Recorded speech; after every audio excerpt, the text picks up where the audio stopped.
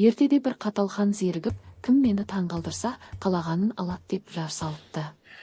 Сол кезде арық атына теріс мінген қуақы тазша бала сарайға салып ұрып жетеді. Алдияр тақсыр, сізге ең керемет өтіріктерімді ала келдім деп иеледі. Кеше ғана аспан тесіліп, соны ине жіппен тігіп, әзер бүтіндеп қайттым деп бастайды ол. Ал біздің ауылда бір шегіртке сойғанда, майы өзен болып ағып, бүкіл елді асыраған.